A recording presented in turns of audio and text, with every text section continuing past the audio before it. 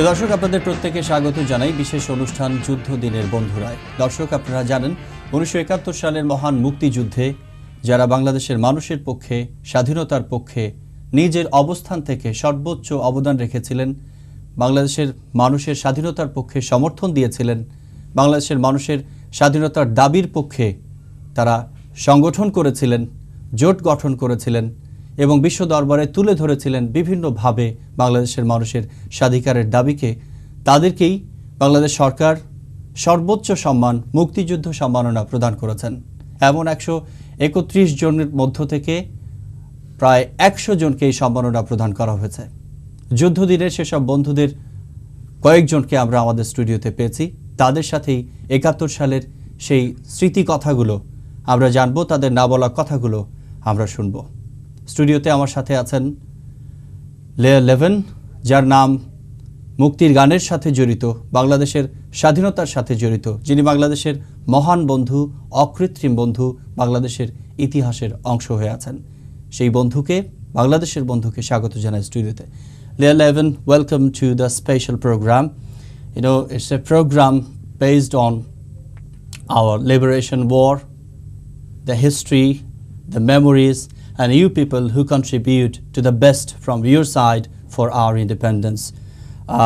Let us start our first question by asking you, in 1971, the Bangladesh you saw, what it was, and from what point you got involved with the demand of the Bangladeshi people's liberation war? First, let me say that the only parts that I really saw of your country were jungles and marshes that I was tramping through with the Muktabahini. We went on several patrols together to collect footage to show the your brave warriors doing their best to reclaim their country. So I didn't march that far. I didn't have an opportunity, and the fighting, most of it that I was involved with, took place at night, so it was impossible for me to photograph. In terms of my motivation, what brought me to your country and really to the Calcutta area was to do a film that would raise money to feed the millions of people who had become refugees who were living in degradation outside of Calcutta, living in cement sewer pipes and cow stalls and open fields and suffering from the bullet wounds and the weather and being attacked by infection, and it was a very painful situation. And first seeing it on television and then the reality, it was a brutal time, and it was extraordinarily painful to witness.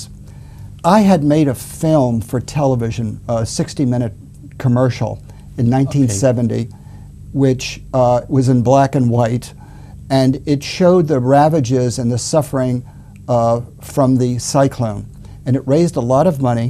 We got one of the greatest actors in American stage and film, Jason Robards, to do the voice announcement. He was very powerful, the images were very strong, and it was very effective in getting funds to the cyclone victims. And when your conflict happened, and when I saw the concert for Bangladesh, and when my lawyer, who worked for the International Rescue Committee, came over to Calcutta to see what he could do, it patched me into the situation. I had a small film company. I did documentaries and television commercials. And I thought, here's my chance to really do something. It was a time of idealism in America. People were marching against the Vietnam War. People were marching for women's rights and equality and reproductive health. And the right to choose their futures, the right to choose over their own, what their bodies should be entitled to. People were marching against racism. And everybody had a cause. Right. And this became my cause. I went over, took a small crew, as I said, and we worked for 6 weeks to collect footage to try to make a film to raise money. দর্শক আপনারা শুনছিলেন যে Levin বলার চেষ্টা করছিলেন যে আমেরিকায় যখন ভিয়েতনাম যুদ্ধের বিরুদ্ধে কথা হচ্ছিল, যখন মাতৃস্বাস্থ্য নিয়ে কথা হচ্ছিল, ঠিক তখনই তিনি সেই সুযোগটি পেয়েছিলেন যে এটি সবচেয়ে বড় সময় যখন যুদ্ধের বিরুদ্ধে আরও বেশি করে কথা বলা যাবে, একটি অবস্থান নেওয়া যাবে। সেই তাড়না থেকেই তিনি তার পেশাগত কাজের অংশ হিসেবে প্যাশন থেকেই মূলত বাংলাদেশে এসেছিলেন এবং ভারতের বিভিন্ন সীমান্ত এলাকায় তিনি কাজগুলো করার সুযোগ পেয়েছিলেন। মূলত লেভিনের বাংলাদেশে আসার যে সময়টুকু তিনি ছিলেন সেটি ছিল মাত্র 6 সপ্তাহ। সেপ্টেম্বরেই তাকে ফিরে যেতে বাধ্য করা হয়েছিল। Well Levin, let me ask you right now, what was your aims and objectives to come to Bangladesh in particular? Well, I'd like to preface that with just one point. Like many Americans, like the majority of Americans, we were not happy with the American policy toward Bangladesh. No one I knew believed that Nixon and Kissinger and Bush were doing the right thing. And like good Americans should behave, we were protesting. I felt this film was going to help in that direction. It was going to raise people's consciousness as well as raise money to feed the refugees. And that had a lot to do with my purpose. Of course, coming over to India, which had a very uneasy relationship with the United States. The United States, of course, as you know, was petrified that it was going to become a satellite of Russia, and they had all these scenarios worked out, and they were backing, the West Pakistani government as a buffer zone and trying to develop relations with China and all those things that were flying around at that time, which really caused them to put their money on the wrong horse, back the wrong side. See. This was very much in our consciousness, and we were very aware that we were Americans in India and we were Americans crossing over into Bangladesh. And it wasn't always easy. There were many instances where people would turn to me and say, listen, if you're asked, don't say you're an American. It's not wise. It could be dangerous. They don't love you. Let me ask you, my friend, in this regard, in 1971, when Levin was filming, corpse everywhere around him, infants were sucking its dead mom's breast. Bomb and bullet hit people were crying. Life and livestock burned to ashes. Mental agony is the only capital of the people who were in the refugee camps. At the same time, USA was supplying bullet against those people who lost their everything, letting their bloods. How can you define this situation, being a Levin, a great friend of Bangladesh, a friend in need? It's indefinable. Now, I didn't film corpses. I felt that I could tell my story without being exploitive. It was difficult enough photographing the Bengali refugees and their suffering, but they were alive and they were clinging to life and they were trying to maintain a semblance of dignity and humanity even within their suffering. And that's what I wanted to show, that no matter how oppressed they were and how tortured they had been, that they still maintained their indomitable spirit, their dignity. And that's really what I try to represent in my work. I'm not a tabloid journalist. If you want to see that, talk to Rupert Murdoch and his people. That's not me. I try to make a film which showed the spirit of the people, the way the country used to be, its pastoral beauty, its simplicity, its feeling for the arts, its feeling for beauty, the way people nurtured their children, took care of their livestock, simplicity, the way people educated their children, the music they sang, classic things. And I tried to intersperse that with the brutality foisted on them by the Punjabis. And that was going to be my film. It was going to be beautiful, it was going to be tough. It was going to be beautiful, it was going to be ugly. It was going to be beautiful, it was going to be painful. But in the end, that what was the Bengali people, that what became Bangladesh, was going to triumph. And that was the spirit of what I tried to do. That was my feature-length documentary. That's what I was after.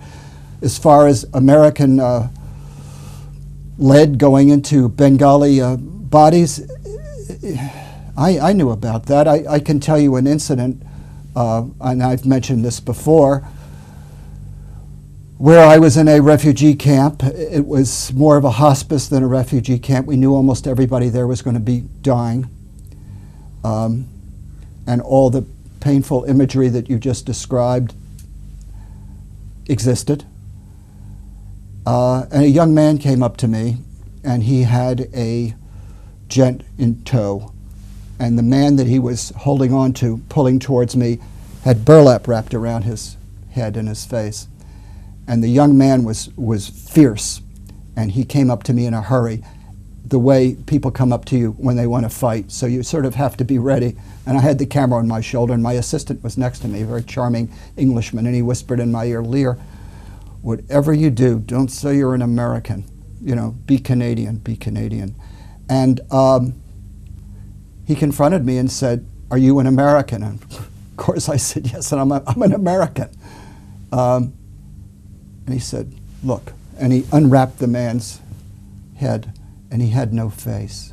His face was gone. And the young man looked me right between the eyes, and he said, "It's an American M14 rifle did that. How do you feel?" He covered him back up and led him away, and I know the man didn't live that much longer. How could I feel? Well, my friend, as many times you were seen to ask questions by the reporters, by the journalists, you were seen to cry when you were describing the brutality, the massacre, the atrocities, the fire. You can't control yourself, rather crying. What compels you to cry, my friend? It's sort of like the actors say, and I'm a victim of that. Maybe I was a director too long, but it's sense memory. This is something that when I live in New York City, I don't dwell on. I don't talk to people about it very often. And now it's all rushing back. And rushing back in the same way the tide does. And it comes out, that tide, it comes out in tears, and I can't control myself. And I guess I'm just a big goddamn baby, but I can't help that. So if I cry on that beautiful suit of yours, I apologize. But it's an emotional image that is very painful. And now, when I meet people and they say, "Well, they took my father, my child, I lost," you know, I don't know what to say. I don't know what to say. And people thank me for shooting the footage, but it's a humbling experience. I feel I didn't do anything. I mean, my footage never got on television. It never got into the movies where I'd hoped it would, where people could see it and have their consciousness raised, tell the government to stop arming the Pakistanis, to raise money to feed the refugees. It never achieved that goal. And if it wasn't for the Masouds, Tarek and Catherine, making their wonderful Mukhtar Khan film from the footage I shot, you know, no one would ever know my name here, and you know, I would not even be a footnote in history. I mean, now I'm a midwife for their great film that was so effective and had such an impact on your country. The people born long after 1971, a big community, they are not known to the color footages of 1971. It's you who collected the footages, who color 1971 to the views, to the young nations, young community of Bangladesh. It's you who made 1971 a colorful meaning. I was a director in America, and I was also a camera person. I'm sort of a control freak. I like to do everything if possible. Well, when I put the film together, I thought I would use the color to show the pastoral beauty and the lovely struggle of existence, because it's always a struggle, but just to reflect the quiet nature of life prior to the war, and I thought color would be good for that. And then I thought perhaps when I showed the pain, maybe I'd switch to black and white. But because the film was never done, I never really used that option. So I could have used the black and white, which is, as they say in America, is very edgy. Or I could have left it in color. That was a choice I was going to make later on. But nonetheless, I not only shot it in color, I shot it in widescreen. Most stuff that goes on television or went on television in those days was more of a traditional format. I used widescreen because I wanted it in theaters. And in theaters they show widescreen color. So I wanted to be appreciated by as many people as possible. And I didn't want people to walk in and say, oh, it's in black and white. Only 6 weeks here, and you left Bangladesh in September 1971. That's you told correct. me so far. Yeah. And you also lashed your government stand in 1971.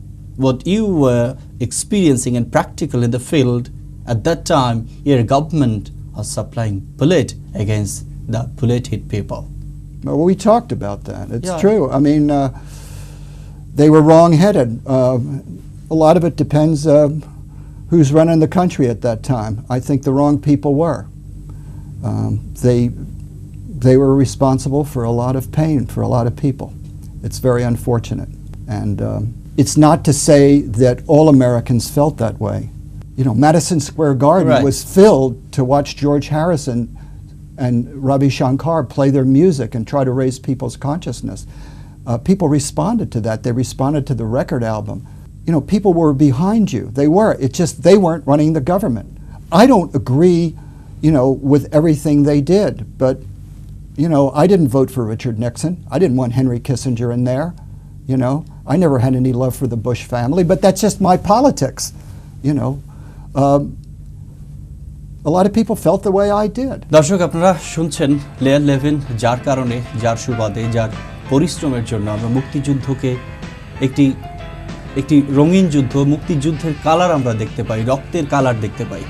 1971-এর পরবর্তীতে যাদের জন্ম, তাদের মুক্তিযুদ্ধের সাদা কালো ছবি ছাড়া রঙিন কোনো ছবি দেখার সৌভাগ্য হয়নি। কিন্তু এই লেয়ার 11, এই যুদ্ধবন্ধু বাংলাদেশের প্রতি অকৃত্রিম ভালোবাসার কারণেই তার ছবিতে মুক্তিযুদ্ধকে সত্যিকার অর্থে যুদ্ধের ছবি হিসেবে আমরা দেখতে পেরেছি। তিনি বলার চেষ্টা করছিলেন যে একটি যুদ্ধ বিধ্বস্ত দেশে বিপর্যস্ত মানুষের পাশে স্বাধিকার আন্দোলনের জন্য, স্বাধীনতার জন্য যারা যুদ্ধ করছেন, তাদের তিনি ব্যক্তিগতভাবে মাঠে থেকে যেভাবে দেখছিলেন, এই গণহত্যা, এই খুন, এই পৈশাচিকতা, এই বর্বরতা যখন চলছিল, তখন তারই দেশ মার্কিন সরকার বুলেট সরবরাহ করছিল পাক হানাদারদের।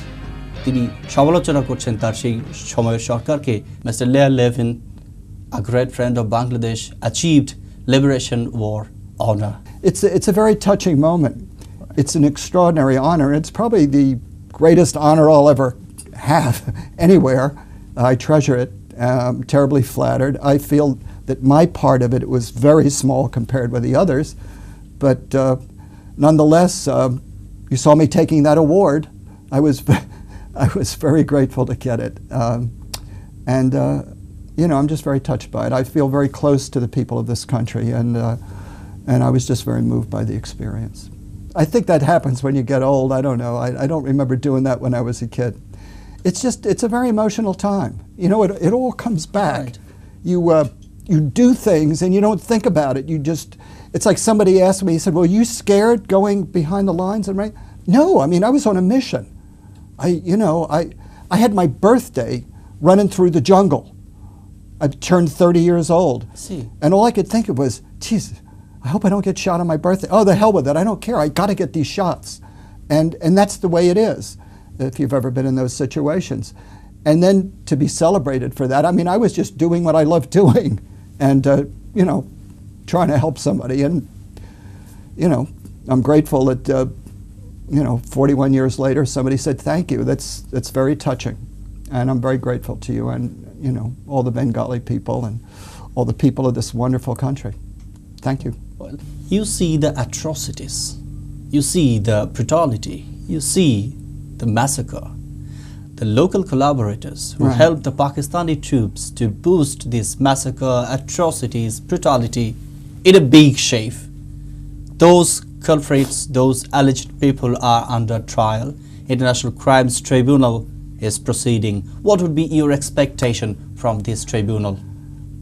Well, I could only hope that some form of justice was meted out in a very careful, intelligent way. There are problems inherent in that,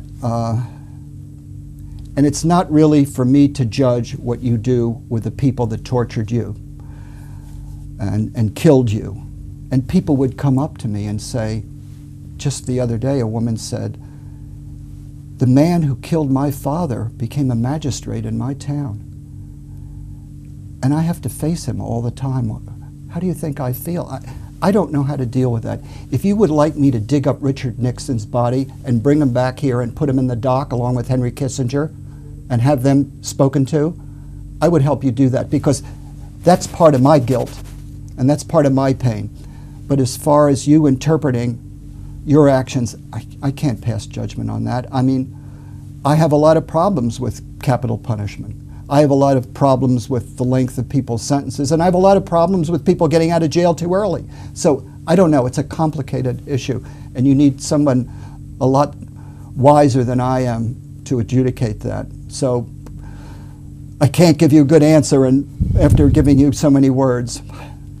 Well, you saw Bangladesh in 1971 in a way, and after 41 years you are experiencing Bangladesh in a new way. You have both of your colored, compared experience by seeing Bangladesh. What you expect from the nation, from the country? How would you like to see in the global perspective? I think you have a wonderful future. I mean, there's certain things you're going to have to address, but I think you work at it. I mean, you know, the Grameen concept, so important. You're trying to address reproductive health and birth control. It's so important. You're building all these magnificent new buildings. You're really trying to keep pace with the times. And you're an industrious people. Everybody's always in movement. It's exciting. And when I see Bengalis that come to the United States, I see that same energy. I think I explained to somebody that my wife is part of an organization called Women Build. And in upstate New York, they built houses. These women built houses for Bengali workers so that they could have a place at a very low price where they could live, because there are a lot of people that are working there in upstate New York. There are tens of thousands of Bengali people in Queens, New York. It's a good place to go and get good food, good Bengali food. And many of my friends in New York are from Bangladesh. I just have to walk down to the corner to get my photographs framed, you know, and I'm with Hassan, and Right. and he does a great job. So it's very exciting. You're spreading out around the world. You're enhancing your own country. You're growing. It's a very exciting prospect. Short message for the people of our country, of our nation. Very short. Your message. Joy Bangla. That was the name of my film, and that's still the way I feel. You know, success and a very bright, very grand future. I know it'll come to pass. And thank you again. I am deeply honored for your award and moved. প্রিয় দর্শক, আবেগ আপ্লুত layer লেভেন বলছিলেন তিনি যখন বাংলাদেশে আসেন তখন তার স্ত্রীর গর্ভে দ্বিতীয় সন্তান। বাংলাদেশ থেকে তখন তিনি যখন ফেরত যান নিজ দেশে তখন তিনি দেখেন তার স্ত্রীর দ্বিতীয় সন্তানটি তিনি প্রসব করেছেন। এরপরেই বাংলাদেশ রাষ্ট্রটির জন্মের খবর তিনি শোনেন। বাংলাদেশ রাষ্ট্রটিও নিজ ভূখণ্ডে মাথা উঁচু করে দাঁড়ায়। তিনি তার সন্তানের মধ্যে নিউ ইয়র্কে থেকে যে পরিবর্তন দেখতে পাচ্ছেন, তার সন্তান আর 10টি আমেরিকান সমাজে, আমেরিকান পরিবারে যেভাবে বেড়ে ওঠে সেভাবে বেড়ে উঠছেন না। তার সন্তান গণমানুষের কথা বলে, মানুষের সাথে মেশার চেষ্টা করে, জানার চেষ্টা করে। বাংলাদেশের মধ্যে সেই সম্ভাবনা তিনি দেখছেন। বাংলাদেশের মানুষ মানুষকে ভালোবাসে, বাংলাদেশ এগিয়ে যাচ্ছে সামনের দিকে। লেয়ার 11 তার চোখে, তার ক্যামেরার লেন্সে একটি সমৃদ্ধ একটি উন্নত, একটি প্রতিষ্ঠিত দেশ দেখতে চান। তার এই শুভ প্রত্যয়েই আমরা শেষ করছি আজকের আলোচনা। আজকের এই দিনে বাংলাদেশের অকৃত্রিম বন্ধু লেয়ার লেভিনকে, যিনি মুক্তিযুদ্ধ সম্মাননা অর্জন করেছেন, বাংলাদেশের মানুষকে তার ক্যামেরার লেন্সে মুক্তিযুদ্ধের রঙিন ছবি দেখিয়েছেন, অবদান রেখেছেন তার ছবির মাধ্যমে বাংলাদেশের মানুষের মুক্তির জন্য, স্বাধীনতার জন্য। তাকে ধন্যবাদ জানাই, সাধুবাদ জানাই। শুভ প্রত্যয়ে শেষ করছি আজকের বিশেষ অনুষ্ঠান। The audience, thank you very much for enjoying this program, for listening to a special interview with Leah Levin, a great friend of Bangladesh, a friend of Liberation War of Bangladesh, who achieved Liberation War honor from the government of Bangladesh. Thank you very much, my friend, for Thank you joining so me. much. Thank you, sir. I really appreciate it. Thanks for the chance. Thank you. Bangladesh, Bangladesh.